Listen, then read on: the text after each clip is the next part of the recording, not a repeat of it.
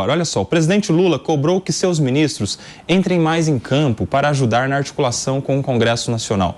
Lula pediu que o vice-presidente e ministro do Desenvolvimento, Indústria, Comércio e Serviços, Geraldo Alckmin, seja mais ágil, nas palavras dele. Também pediu que o ministro da Fazenda, Fernando Haddad, deixe de ler livro e passe mais tempo discutindo com os parlamentares. A gente tem esse trecho para você acompanhar. Num país em que o partido do presidente só tem 70 deputados em 513. Só tem 9 senadores em 81. Isso significa que o Alckmin tem que ser mais ágil, tem que conversar mais, o Haddad tem que, ao invés de ler o livro, ele tem que perder algumas horas conversando no Senado, na Câmara. O Hélito, o Rui Costa passa uma parte do tempo conversa com bancada A, com bancada B. É difícil, mas a gente não pode reclamar, porque a política é exatamente assim. Ou você faz assim, ou não entra na política.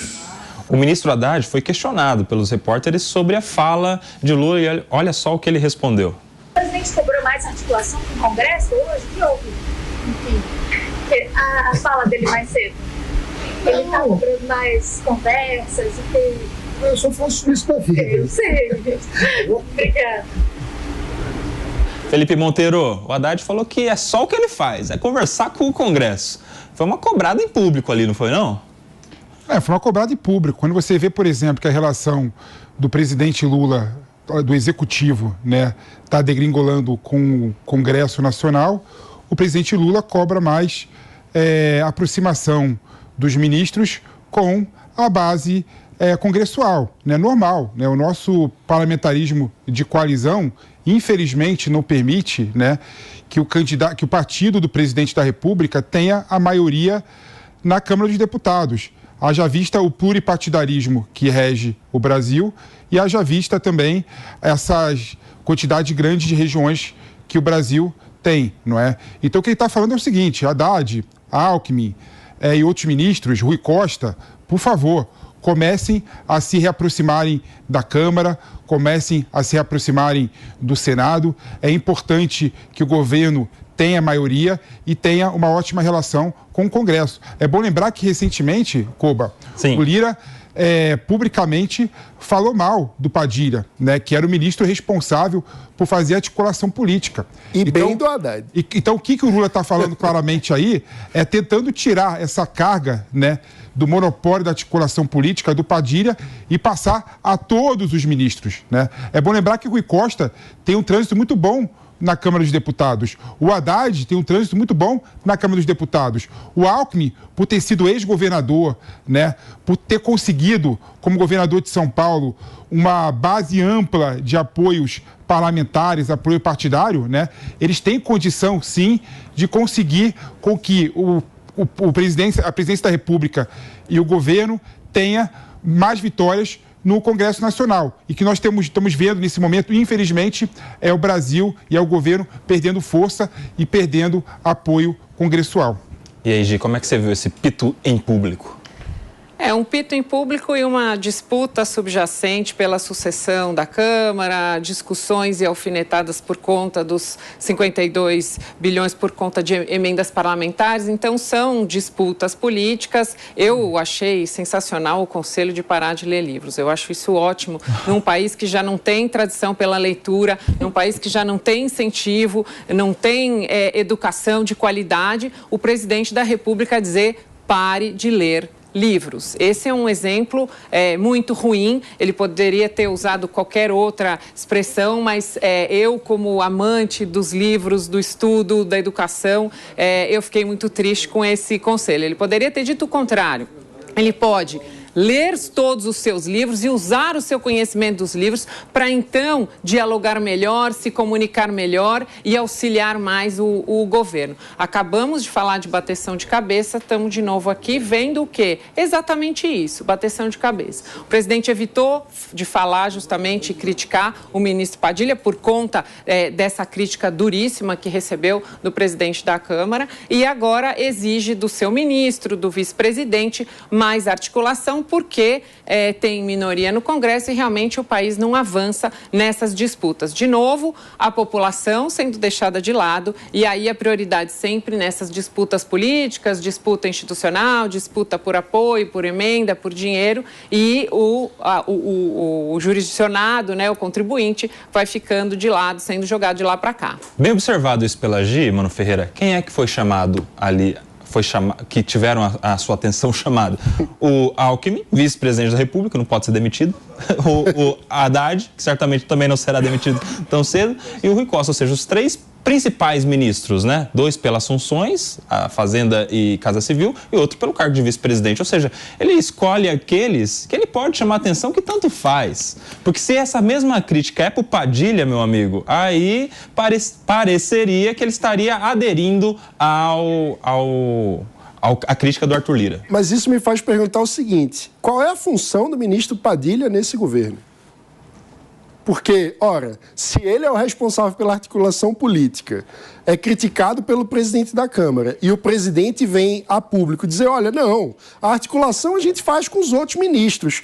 O que sobra para o ministro Padilha? De que serve esse ministro? Então, é uma pergunta já importante sobre...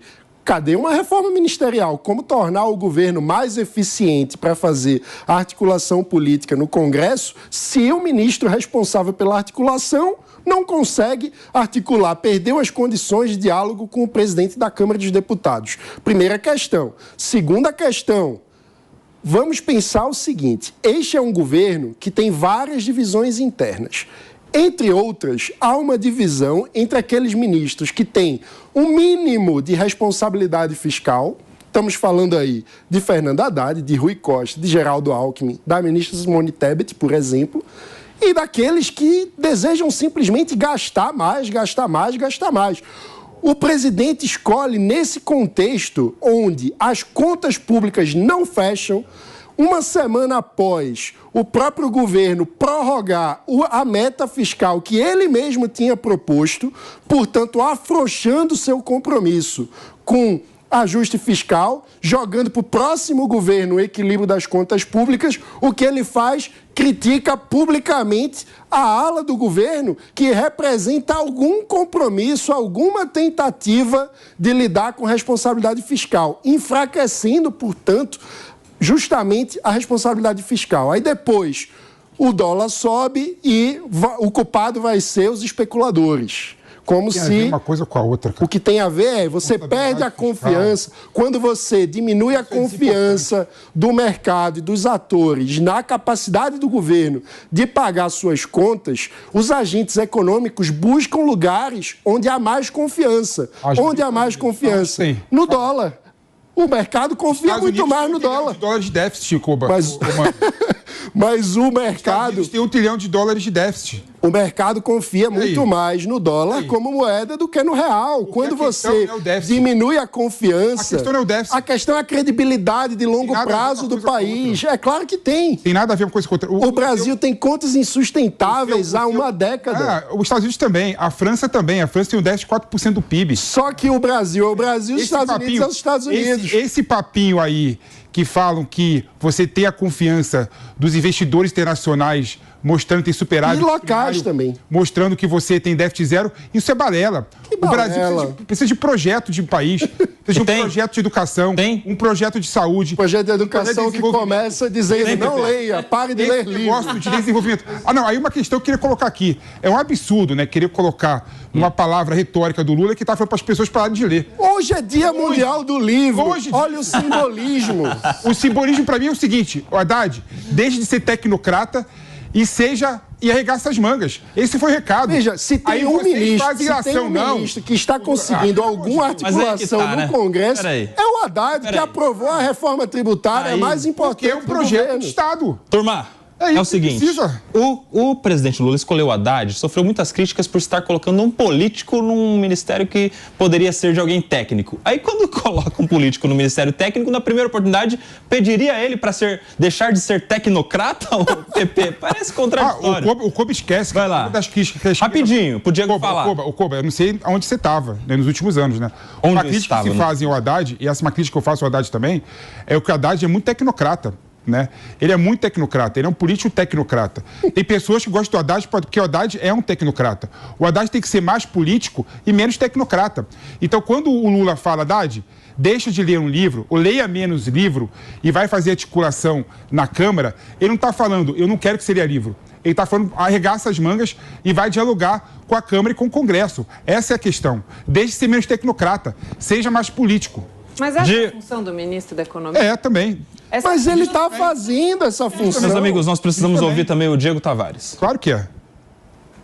Não, primeiro que o Haddad ele validou a sua posição, como o Mano Ferreira disse aí, acho que dos ministros do Lula ele foi quem ainda conseguiu aprovar algumas reformas junto ao Congresso Nacional. Então, a crítica nesse ponto é injusta. E pelo amor de Deus, Pepe, exigir que uma pessoa seja menos técnica em um ministério, qualquer que seja esse ministério, para ser mais político, pelo amor de Deus, isso não é nem sequer razoável. Agora, como eu queria chamar o holofote desse tema para uma outra questão. Porque ontem foi ao ar no Direto ao Ponto a entrevista, inclusive a Gi participou também com o ex-ministro Aldo Rebelo, e ele disse uma coisa muito interessante. Ele disse que parece que o Lula vive em um clima de abstinência da política. Ele próprio não faz essa articulação, ele próprio não atravessa a Praça dos Três Poderes para ir até o Congresso Nacional dialogar com os parlamentares. O ex-ministro Aldo disse que quando ele foi presidente da Câmara, nos governos petistas anteriores, eram semanais essas reuniões de bancada com o presidente da República.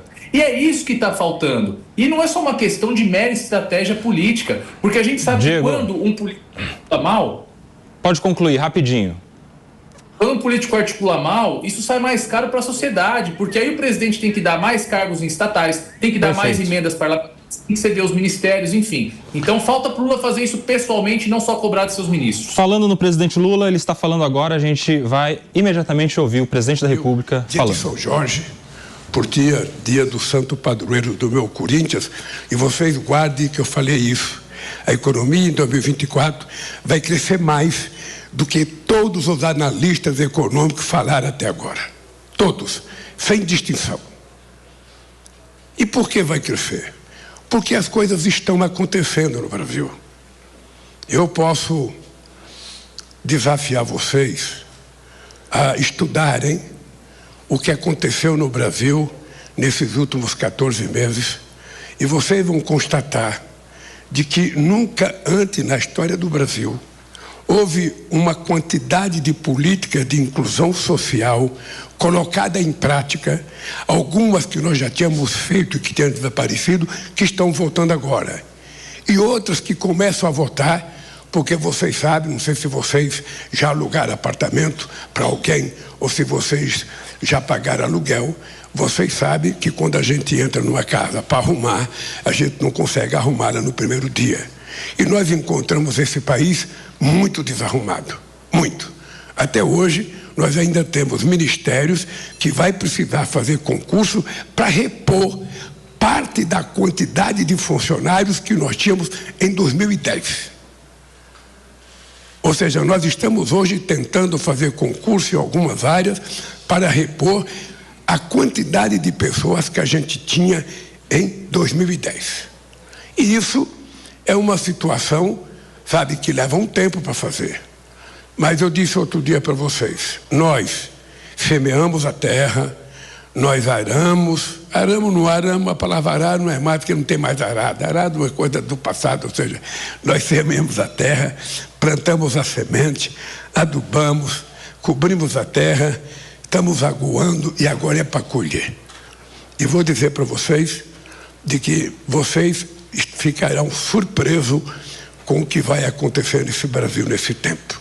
Eu vou dar um dado para vocês refrescarem a memória.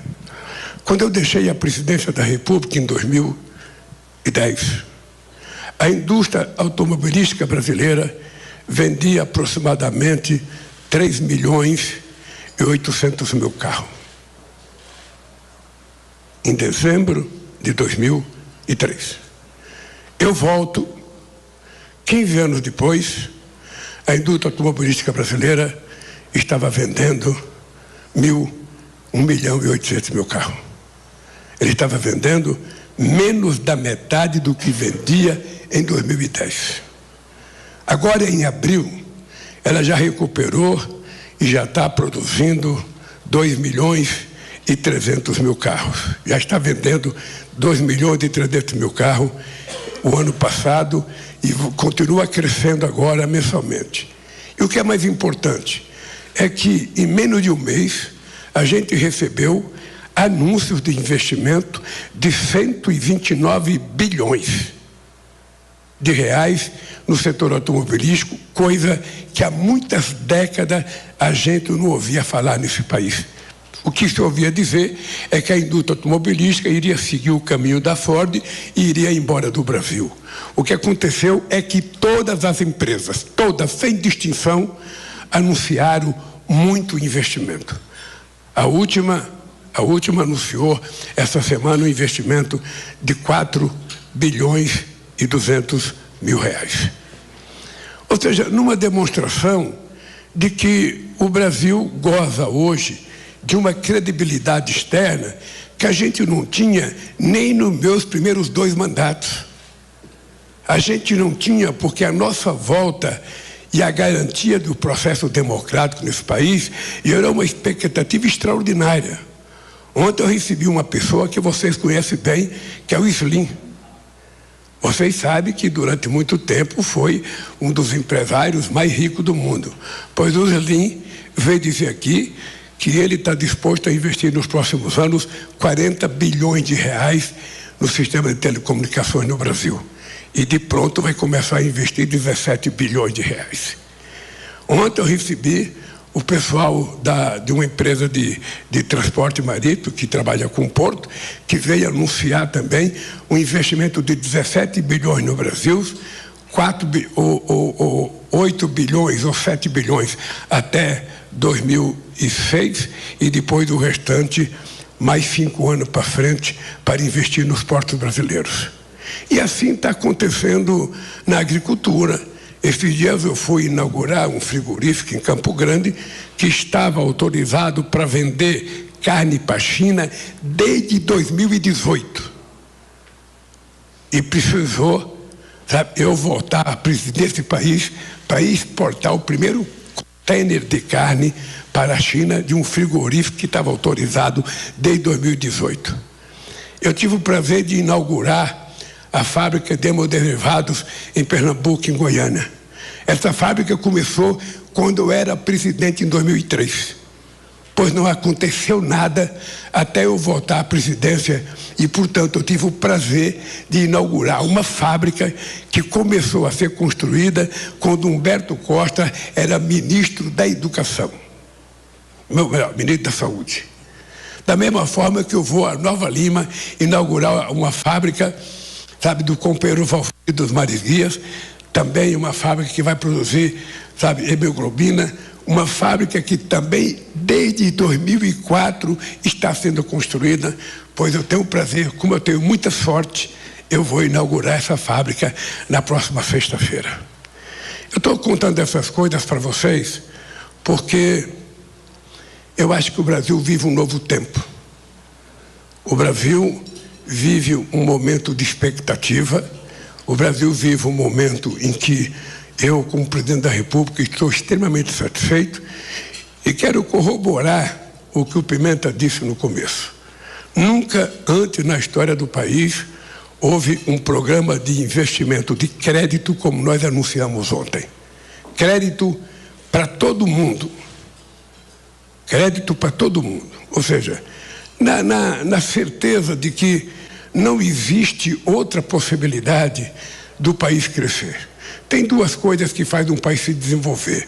É um país fazer investimento em educação e ter altamente mão de obra qualificada, ter uma forte engenharia, e a outra é ter crédito. Sem Presidente crédito, Lula, em um café da manhã com jornalistas, falando sobre as ações do seu governo, falou sobre economia, sobre reindustrialização, falando sobre várias de suas ações em um café da manhã com jornalistas. Agora são 10 horas e 49 minutos, a gente vai para um rápido intervalo para quem está na rádio. E a gente falava um pouco antes sobre a questão envolvendo a Secretaria de Segurança Pública de São Paulo, a ideia de se criar um grupo